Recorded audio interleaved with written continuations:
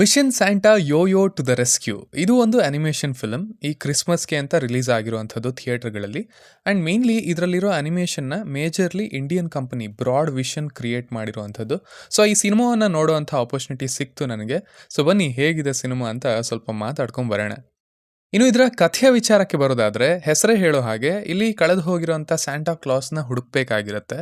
So ಆ Santa ಕಳೆದು ಹೋಗಿರೋದ, ಅವನು ಯಾರಿಗೆ ಬೇಕಾಗಿದ್ದಾನೆ, ಆ್ಯಂಡ್ ಈಗ ಈ ಟೀಮ್ ಅವರು ಇದರಿಂದ ಏನನ್ನ ಹೇಳೋಕ್ಕೆ ಬಯಸ್ತಾ ಇದ್ದಾರೆ ಅನ್ನೋದನ್ನೆಲ್ಲ ನೀವು ಸಿನಿಮಾದಲ್ಲಿ ನೋಡಿ ತಿಳ್ಕೊಳ್ಬೇಕು. ಮೊದಲನೇದಾಗಿ ಇದರ ಪಾಸಿಟಿವ್ಸ್ ಕಡೆಗೆ ಬರೋದಾದರೆ, ಇಲ್ಲಿ ಇವರು ಏನನ್ನ ಹೇಳೋಕ್ಕೆ ಬಯಸಿದ್ರು ಅದು ಚೆನ್ನಾಗಿತ್ತು ಅಂತ ಅನ್ನಿಸ್ತು. ಅಂದರೆ ಹಬ್ಬಗಳೆಲ್ಲ ಮೆಕ್ಯಾನಿಕಲ್ ಆಗಿಬಿಟ್ಟಿದ್ದಾವೆ, the real way of celebrations ಅನ್ನೋದು ಕಾಣೆ ಆಗ್ತಾ ಇದೆ ಅನ್ನೋದ್ರ ಕಡೆಗೆ ಇವರು ಒತ್ತನ್ನು ಕೊಟ್ಟಿದ್ದಾರೆ.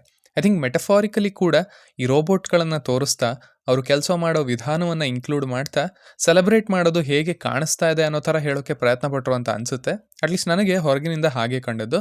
ಸೊ ಇಲ್ಲಿ ಕ್ರಿಸ್ಮಸ್ನ ಮೆನ್ಷನ್ ಮಾಡಿದ್ದಾರೆ, ಬಟ್ ಅದು ಎಲ್ಲ ಹಬ್ಬಗಳಿಗೂ ಅನ್ವಯಿಸುತ್ತೆ.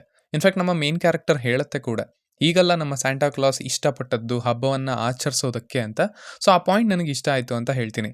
ಇಂಡೈರೆಕ್ಟ್ ಆಗಿ ಸೆಲೆಬ್ರೇಷನ್ಸ್ ಕೂಡ ಎಲ್ಲ ಮೆಕ್ಯಾನಿಕಲ್ ಆಗಿಬಿಟ್ಟಿದ್ದಾವೆ ಅಂತ ಹೇಳಿರೋ ಹಾಗೆ. ಇನ್ನು ಇಲ್ಲಿ ಒಂದಷ್ಟು ಫ್ಯಾಂಟಸಿ ಎಲಿಮೆಂಟ್ಸ್ ಇದಾವೆ, ಕೆಲವೊಂದು ಮೂಮೆಂಟ್ಸ್ ಕ್ರಿಯೇಟ್ ಆಗಿದ್ದಾವೆ, ಅವು ಸ್ಪೆಷಲಿ ಮಕ್ಕಳಿಗೆ ಇಂಟ್ರೆಸ್ಟಿಂಗ್ ಅಂತ ಅನಿಸ್ತವೆ ಅಂತ ಹೇಳ್ತೀನಿ. ನಮ್ಮ ಮೇನ್ ಪಾತ್ರ ಆಗಲಿ, ನಂತರ ಅವನು ಸ್ಯಾಂಟಾನ ಹುಡುಕೋದಕ್ಕೆ ಹೊರಟಾಗ ಇರುವಂಥ ಜರ್ನಿ ಆಗಲಿ, ಇವು ಅವರಿಗೆ ಖುಷಿ ಕೊಡತ್ವೆ ಅಂತ ಹೇಳ್ತೀನಿ. ಇನ್ನು ಇಲ್ಲಿನ ಅನಿಮೇಷನ್ ಕ್ವಾಲಿಟಿ ಕೂಡ ಡೀಸೆಂಟ್ ಆಗಿತ್ತು. ಆ ಜಾನಾಗೆ, ಸೆಲೆಬ್ರೇಷನ್ಸ್ಗೆ ಅದು ಚೆನ್ನಾಗಿ ಕಾಣೋ ಹಾಗೆ ಕಲರ್ಸ್ನ ಹಾಗೆ ಲೈಟಿಂಗ್ಸ್ನ ಎಲ್ಲ ಯೂಸ್ ಮಾಡಿರುವಂಥದ್ದು, ಇದು ಕೂಡ ಇಷ್ಟ ಆಯಿತು ಅಂತ ಹೇಳ್ತೀನಿ. ಇನ್ನು ಈಗ ಇದರ ನೆಗೆಟಿವ್ಸ್ ಕಡೆಗೆ ಬರೋದಾದರೆ, ಇದು ಮಕ್ಕಳಿಗಷ್ಟೇ ಸೀಮಿತ ಆಗಿರುತ್ತೆ ಅನ್ನೋ ಭಾವನೆ ಬಂತು. ಇದರ ಪ್ಲಾಟ್ ಕೂಡ ಹಾಗೆ ಇತ್ತು.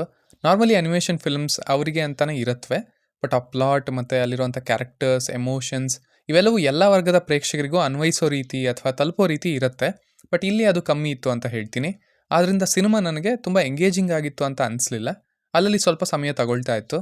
ಆಲ್ಸೋ ಆ ಫ್ಯಾಂಟಸಿ ಎಲಿಮೆಂಟ್ಸ್ ಎಲ್ಲ ಬರ್ತಾ ಇದ್ದರಿಂದ ಆ ಕನೆಕ್ಷನ್ ಕೂಡ ಕಮ್ಮಿ ಆಗ್ತಾ ಇತ್ತು ಅಂತ ಹೇಳ್ತೀನಿ. ಸೊ ಸಿಂಪಲ್ ಆಗಿ ಹೇಳೋದಾದರೆ, ನನಗೆ ಇದೊಂದು ಎಬವ್ ಅವರೇಜ್ ಸಿನಿಮಾ ಅಂತ ಅನ್ನಿಸ್ತು. ಸ್ಪೆಷಲಿ ನನಗೆ. ಮಕ್ಕಳಿಗೆ ಇದು ಇನ್ನೂ ಬೆಟರ್ ಆಗಿ ವರ್ಕ್ ಆಗುತ್ತೆ ಅಂತ ಹೇಳ್ತೀನಿ. ಇಲ್ಲಿ ಹೇಳಿರೋ ವಿಷಯ ಇಷ್ಟ ಆಯಿತು, ಹೇಳಿರೋ ರೀತಿಯೂ ಚೆನ್ನಾಗಿತ್ತು. ಹಾಗೆಯೇ ಪ್ಲಾಟ್ ವಿಚಾರದಲ್ಲಿ ಇನ್ನೊಂಚೂರು ಎಂಗೇಜಿಂಗ್ ಆಗಿ ಇರ್ಬೋದಿತ್ತು ಸಿನಿಮಾ ಅಂತ ಅನ್ನಿಸ್ತು. ಸೊ ಇಷ್ಟು ನನ್ನ ರಿವ್ಯೂ ಆಗಿತ್ತು ಈ ಸಿನಿಮಾದ ಬಗ್ಗೆ. ಇನ್ನು ನೀವು ಆಲ್ರೆಡಿ ಈ ಸಿನಿಮಾವನ್ನು ನೋಡಿದರೆ ನಿಮಗೆ ಇದು ಹೇಗೆ ಅನ್ನಿಸ್ತು ಅನ್ನೋದನ್ನು ಖಂಡಿತ ಕೆಳಗಡೆ ತಿಳಿಸಿ. ಆ್ಯಸ್ ಯೂಶುವಲ್ ಮತ್ತೆ ಸಿಗೋಣ.